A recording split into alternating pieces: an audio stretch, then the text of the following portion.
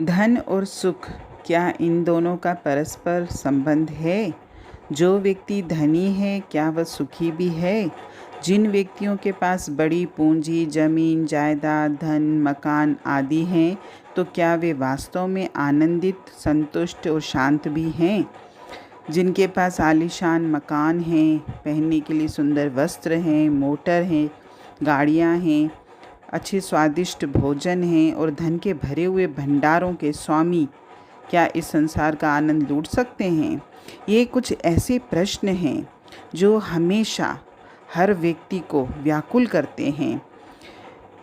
देखा जाए तो धन एक साधन है जिसके द्वारा हम भिन्न भिन्न जो चाहे खरीद कर सुख शांति प्राप्त कर सकते हैं, लेकिन धन से जो चीज़ें हमारे पास आती हैं वो सिर्फ़ हमको सुविधाएं देती हैं। जैसे हम अपने लिए, अपने परिवार के लिए अच्छे कपड़े खरीद सकते हैं, अच्छे मकानों में रह सकते हैं, जो चीज़ खाना चाहें खा सकते हैं खरीद के। लेकिन सिर्फ़ धन को अगर हमने साधन माना तब तक तो ठीक है, लेकिन जब धन ही साध्य बन जाएगा और मनुष्य केवल धन कमाने को ही और धन जोड़ने को ही जीवन का लक्ष्य बना लेगा, तब एक ऐसी दुष्ट वृत्ति में फंस जाता है जिससे उसे लाभ के स्थान पर मानसिक अशांति ही मिलती है और वो उसी मोह चक्र में घूमता फिरता और उसी धन को संग्रह करने, उसको बढ़ाने की चिंता में ही दिन रात लगा रहता है और सदैव अशांत रहता है। एक किस्सा है कि एक नगर में एक सेठ जी रहते थे। वो पूरे नगर में फेमस थे कि इनके पास बहुत धन है और लोग उनको बहुत धनवान मानते थे। उनका जीवन, सेठ जी का, बड़े सुख विलास से व्यतीत हो रहा था कि उन्होंने वृद्धावस्था में, जब वो वृद्ध हुए तो उन्होंने वृद्धावस्था में दूसरा विवाह कर लिया। तो धीरे धीरे जब उन्होंने वृद्धावस्था में विवाह किया तो धीरे धीरे उनका परिवार फिर से बढ़ने लगा। वृद्धावस्था में उनको 2 पुत्र भी पैदा हो गए, तो उन पुत्रों को भी अब फिर बड़ा करना था।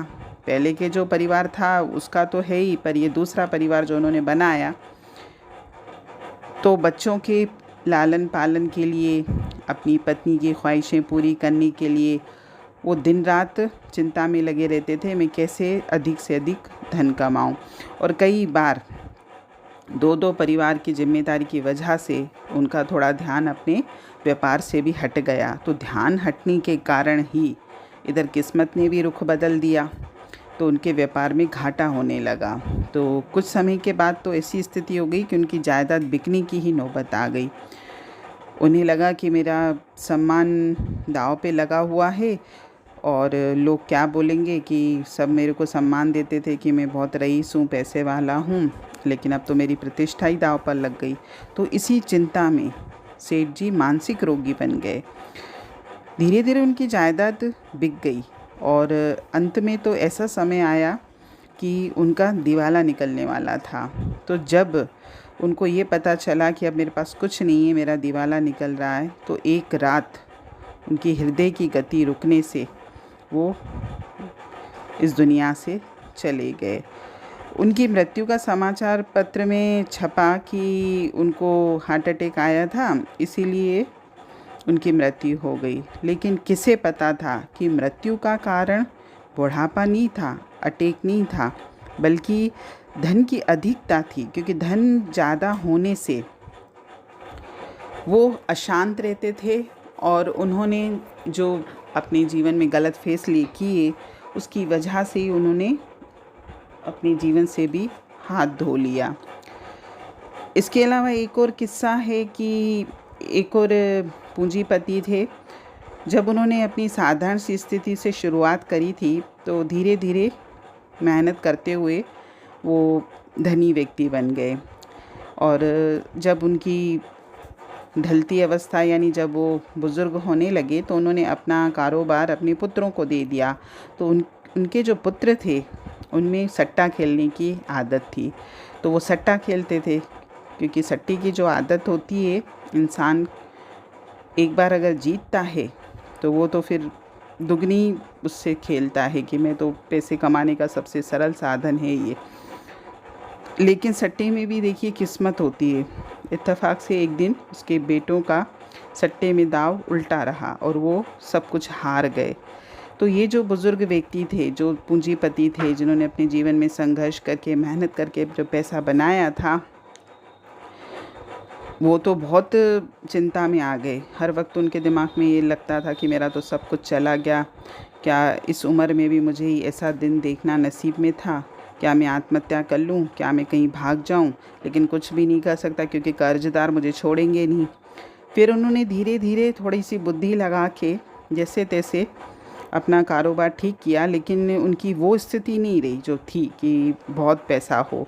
साधारण सी स्थिति में आ गए कर्जा वर्जा चुका के।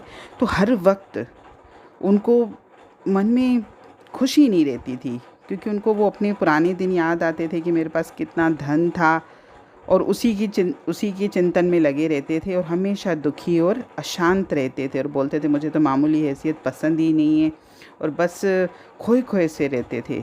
मतलब उनका मानसिक संतुलन ही बिगड़ गया।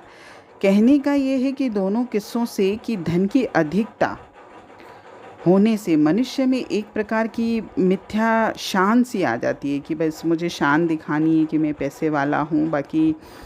और इस शान के कारण इंसान गलत आदतें भी आ जाती हैं इंसान में। और क्योंकि लक्ष्मी जो है कभी भी रुख बदल सकती है, जो आज धनी है वो कल निर्धन भी हो सकता है।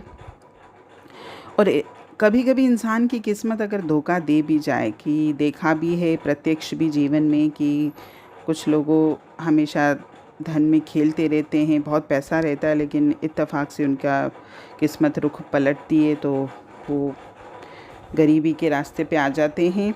तो जैसे जब उनके जीवन में धन की कमी हो जाती है या कोई हानि हो जाती है या व्यापार में घाटा हो जाता है, तो वो व्यक्ति जीवन भर उसी चिंता में रहता है और हमेशा ये चाहता है कि मेरी जो स्थिति पहले थी अब भी हो जाए, चाहे मैं उसको गलत तरीके से करूं। तो इस वजह से हमारे कर्मों की भी खेती बढ़ती है। यानी अगर किसी ने ईमानदारी से जीवन में आगे बढ़ा था और इत्तेफाक से वो पीछे हो गया, तो वो बेईमानी से भी आगे बढ़ना चाहता है, लेकिन उसे कैसे भी करके धन कमाना है। और आजकल तो लगभग सभी का उद्देश्य भी यही हो गया है कि ज़्यादा से ज़्यादा हम धन कमाएं, ज़्यादा ज़्यादा संग्रह करें। ये ठीक नहीं है। अगर परमात्मा की तरफ से हमको जो भी मिला है हम उसी में संतुष्ट रहें, उसी में खुश रहें। हरि ओम।